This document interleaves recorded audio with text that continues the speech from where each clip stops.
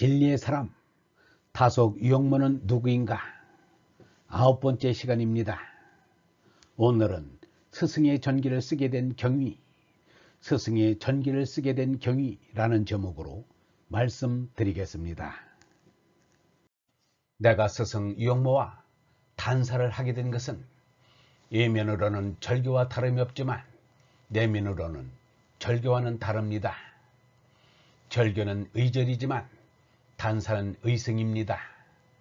사람에 의해서 하느님의 의로 업그레이드 하는 것입니다. 예수가 이르기를 먼저 하느님의 나라와 하느님의 의를 구하라 라고 하였습니다. 예수의 이 말씀을 실천한 것이지 다른 것이 아닙니다. 절교는 상대방에게 통보를 하여야 효과가 있지만 단사는 통보할 성질이 아닙니다. 유형모 스승으로부터 단사의 가르침을 받고서 며칠 동안 심사숙고한 끝에 실천에 들어간 것입니다. 김유 씨는 애인 천관리의 집으로 향한 말머리를 잘랐다지만 나는 스승님께로 향하는 만머리를 잘랐습니다. 그리고 하나님 아버지에게 매달리기로 하였습니다. 유형모 스승도 단사를 가르치기는 하였지만 그 길로 그렇게 실천하리라고는 생각하지 못하였을 것입니다. 5년 동안의 단사를 마치고 스승을 찾아갔을 때는 5년 전과는 사뭇 달랐습니다. 젖 먹는 아기가 어머니를 대하는 것과 젖된 아기가 어머니를 대하는 것이 다른 것과 같습니다. 젖되기 전에는 아기가 어머니 젖 없이는 살 수가 없지만 젖되고는 어머니 젖 없이도 살 수가 있습니다. 스승을 뵙고 돌아와서 5년 동안 단사를 한 사정과 결심을 얘기하고 이제는 스승님 문화를 정식으로 떠나겠습니다 라는 글을 올렸습니다. 단사의 사후 보고인 셈입니다. 그러고 나니 정신적으로 배울 스승이 필요하지 않는 무사지에 들어선 듯 하였습니다. 이제는 오직 하느님 아버지를 스승으로 모시고 하느님으로부터 하느님의 말씀인 절대지의 가르침을 받으면 되는 것입니다. 그런데 마음에 걸리는 일이 꼭 하나 있었습니다. 그것은 스승님의 전기를 쓰는 일이었습니다. 뒤에 누가 쓰더라도 자료가 있어야 쓰지 자료가 없으면 바르게 쓸 수 없습니다. 유형모는 함석헌과는 달리 저서를 낸 적이 없고 자전적인 얘기를 별로 하지 않았습니다. 자료가 없으면 스승님이 생존해 계실 때 구술이라도 받아 놓아야 한다고 생각했습니다. 그런데 그런 일을 할 사람이 없었습니다. 내가 생각하기에는 다른 사람의 전기는 있어도 좋고 없어도 좋지만 유형모의 전기만은 꼭 있어야 한다고 생각하였습니다. 그 까닭은 타석사상이야말로 앞으로 오는 21세기에 하느님의 존재를 잘 드러내어 하나님 아버지를 영광스럽게 하고 인류를 정신빈곤에서 구원할 수 있는 사상이라고 생각했기 때문입니다. 나의 판단이 잘못이 아님은 이미 증명되고 있습니다. 2000년 3월에 있었던 유형모 스승의 생신 110주년 기념 추모 강연을 한 강남대학의 심일섭 교수는 21세기에 타석사상 이상의 완벽한 신학사상이 나올 수 있을 것인가 라고 하였습니다. 80이 넘은 스승님이 언제 돌아가실지 모르는데 돌아가시기 전에 생애를 해고하는 구슬을 받아 놓아야 된다는 생각에서 둘째 아들 유자상에게 나의 생각을 알리는 글을 보냈습니다. 내 편지를 받은 유자상은 자기가 어찌할 바를 모르겠으니까 그 편지를 아버지께 드렸습니다. 내가 스승님의 문화를 떠나겠다니까 떠날 자격이 있다고 믿으신 것인지 마침보람을 보내면서 편지 끝에 이렇게 적어 놓았습니다. 집 자상에게 계시를 석도 읽고 그것을 규모 교수께도 전하며 말씀하기를 두 분이 통신 상상하시면 이 소속 생이에 하느님 뜻에 정반 원근 실황이 보일까 하므로 그리했습니다. 이 사람에게 졸업증을 보낸 날이 다속일지에 1971년 1월 12일로 되어 있습니다. 스승님 문화를 떠나겠다고 한 나에게는 뜻밖의 일이 아닐 수 없었습니다. 이 스승님의 글은 누가 읽어도 이 사람에게 자신의 사상과 생애에 대하여 글을 써도 좋다는 승낙의 뜻이 포함되어 있다고 보아질 것입니다. 마침보람을 주신 것과 함께 전기를 써도 좋다는 말은 이 사람에게는 지나친 신뢰와 사랑이라고 생각되었습니다. 스승님의 문화를 떠나는 일과 스승님의 전기를 쓰는 일은 별개의 일이라고 생각하였습니다. 아들에게 미룰 일이 아니라 잘났든 못났든 제자들이 할 일이라고 생각되었습니다. 며칠 지나서 김홍호 교수가 우리 집으로 찾아왔습니다. 초행길에 집을 찾느라 시간이 많이 걸렸다고 하였습니다. 스승님의 전기를 쓰기로 했는데 김홍호 교수는 대학교 강의 때문에 시간을 낼 수 없어 내가 맡기로 하였습니다. 필요한 문헌은 대학 도서관에서 찾아 복사해 보내기로 합의하였습니다.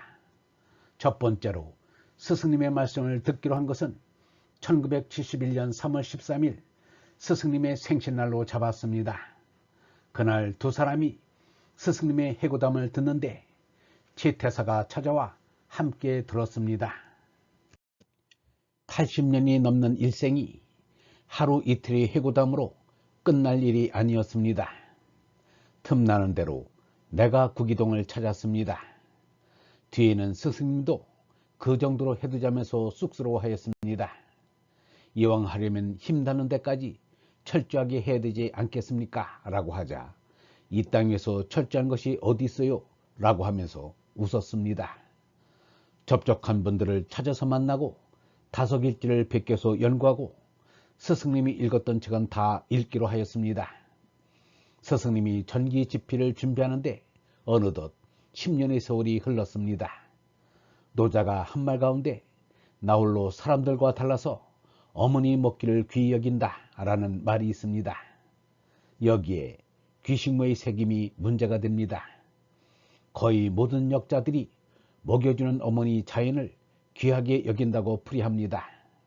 어떤 역자는 어머니 품속이 그립다라고도 새깁니다. 그런데 유영모 스승만은 어미 먹기를 귀히 여긴다고 새겼습니다. 식을 동사로 새기는 것입니다. 어떻게 생각하면 거미나 풍뎅이 새끼가 어미를 먹고 자라는 것을 연상시킵니다. 그러나 노자가 말하는 것은 형이상의 사실을 말하는 것입니다. 내가 유영모 스승의 전기를 쓰려고 준비하는 것이 스승을 먹는 것으로 느껴졌습니다. 스승을 사실대로 바로 알아야 스승을 그릴 수 있는 것입니다. 스승을 바로 인식하는 것이 지필의 전제 조건입니다. 바로 인식하는 것이 귀식모가 아니겠는가. 스승님을 송두리째 삼키고 깡그리 삭혀야 합니다. 그래야 내 정신이 바로 자라납니다. 이 사람이 다속 유영모 명상록을 집필할 수 있었던 것은 스승님을 먹었기 때문입니다. 예수가 사람들에게 이르기를 나는 하늘에서 내려온 살아있는 빵이다. 이 빵을 먹는 사람은 누구든지 영원히 살 것이다 라는 말도 노자의 귀식모를 달리 표현한 것이라고 할 수 있습니다. 마침내 사람은 누구나 하느님의 생명인 성령을 먹어야 영원한 생명을 얻을 수 있습니다. 그러니 귀식모하지 않을 수 없는 것입니다. 1981년 2월 3일에 스승님이 91살로 세상을 떠났습니다. 10년 전부터 전기 자리를 모아놓지 않았더라면 우리는 후인들에게 책임 추궁을 면할 수 없었을 것입니다. 스승이 살아계셨을 때는 전기를 간행할 수 없었으나 돌아가시자 본격적으로 집필에 들어갔습니다. 만 3년이 걸려 탈고를 하여 1985년에 홍익제에서 출간하였습니다. 그리고 다시 전면적으로 개고하여 1996년에 문화일보 출판국에서 출간하였습니다. 유영모의 일생은 이 한마디에 잘 나타나 있습니다. 사람에게는 할 수 없는 일, 해서는 안 될 일이 여간 많지 않다. 사람이 할 수 있는 일, 해야 할 일이란 머리를 하늘에 두고 다니는 일이다. 이것이 사람이 할 수 있는 일이요, 해야 할 일이다. 이것은 하나님을 사모하여 사상을 높이자는 것이다. 유영모의 일생을 한 폭의 그림으로 나타내자면 물 항아리를 이고 가는 여인으로 비길 수 있습니다. 유영모는 일생 동안 하느님을 물 항아리처럼 머리 위에 받들고 조심조심 걸었습니다. 한 번의 실득도 없이 고이고이 걸었습니다. 한마디로 지성감천의 삶이었습니다. 글 쓰는 이의 마음이 행복을 느낄 만큼 잔잔한 감동을 주었습니다. 참된 삶이란 무한한 가치와 무궁한 존엄이 있다는 것을 보여주었습니다. 유영모의 전기를 쓰다 보니 유영모는 사라지고 하느님의 향기만이 그윽하였습니다. 유영모는 말하기를 좋은 사상은 내 생명을 약동케 한다. 남의 말을 들어도 시원하다. 생각처럼 귀한 것은 없다. 거룩한 생각은 향기다. 바람만 통해도 시원한데 거룩한 향기가 뿜어 나오는 바람이 불어오면 얼마나 시원할까. 시원한 생각, 시원한 말씀이 불어가게 하라 라고 하였습니다. 또 유영모의 일생을 살피다 보니 유영모는 없어지고 하느님의 빛만이 찬란하였습니다. 유영모가 말하기를 우리에게 참으로 필요한 빛은 자연계를 비추는 해와 달의 빛이 아니라 우리의 마음속에 비추는 고요하게 가라앉은 진리의 빛이다. 이 빛을 가지고 인류가 깨어나 대우주의 무한히 찬란한 빛처럼 이 세상에도 찬란한 정신문화의 빛이 밝았으면 한다 라고 하였습니다. 이 사람이 유영모 스승의 전기를 쓰는 것은 유영모 스승을 세상에 알리고자 쓴 것이 아닙니다. 유영모를 세상에 알려서 무엇하자는 것인가? 유영모는 이미 떠나가 버리고 없습니다. 하느님을 드러내고 하느님을 나타내는데 유영모만한 좋은 방편과 재료가 없다고 생각하였기 때문입니다.